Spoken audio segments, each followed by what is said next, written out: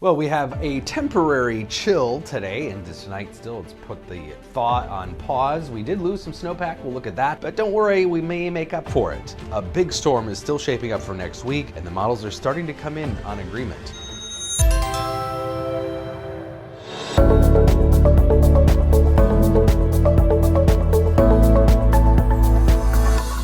So we did lose some snow cover, especially in the southern part of the state. We went from 10 to 7 inches of snow depth at MSP. One of the more dramatic changes, 30% loss. Of course, several days of some above freezing temperatures, 35 consecutive hours actually. And you can see really a retreat in that snowpack across especially central and southern Wisconsin. Temperatures are definitely colder. This is a look at yesterday morning to Friday morning, anywhere from 10 to 25 degrees colder than just 24 hours previous. Not sticking around very long, and actually the temperatures today are closer to normal than what we have been seeing, but we've got a temporary dome of high pressure just south of us too, so that's why we're seeing some sunshine today, clear skies into tonight, but clouds are going to thicken back up tomorrow ahead of a very weak disturbance that'll bring a few New Year's Eve light snow showers. We'll show you in a second, but low 20s, low to mid 20s here in southern Minnesota, only teens in northern Minnesota, but again, that's closer to the normal, which is about 24 now for the average high in the Twin Cities at least. Tonight will be back down the teens, single digits north again. These are perfectly normal overnight lows, but we'll be back into some of those milder readings here for the weekend. The brief chill moves on. In red are above normal temperatures again, moving in for tomorrow into Sunday. Should be back above freezing here in southern Minnesota.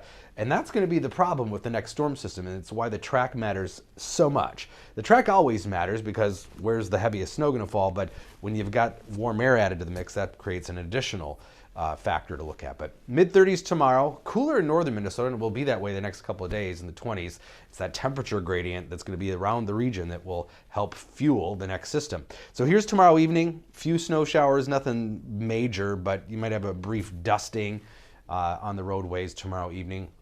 And then here's that developing storm system. Now this is the Canadian model, which is kind of in between the models right now as far as track.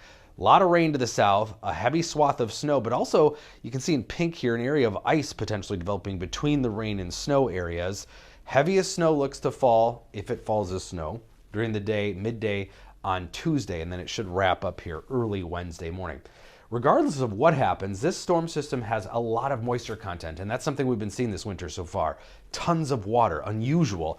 Warmer atmosphere holds more moisture though, and we're seeing that with storms over the decades. But over an inch of water content in the storm, which of course can equate to a lot of snow if it's cold enough. But again, we're also watching that potential for ice. Here are two different model scenarios of potential icy coating here Tuesday. And again, that's going to matter what happens specifically with those surface temperatures. Now, the American model has been way north of the other models the last couple of days. This was the solution from overnight last night. And then you've got the European and Canadian models right over the Twin Cities in central and southern Minnesota with the heaviest swath of snow. Now there's been a significant shift in the last 12 hours. The American model has shifted closer to central Minnesota. This is where it was yesterday morning, way up into northwestern Minnesota. Now it's more into central Minnesota. So the trend, at least, is coming into an alignment here with the other models, which could put the Twin Cities in some of the heaviest snow.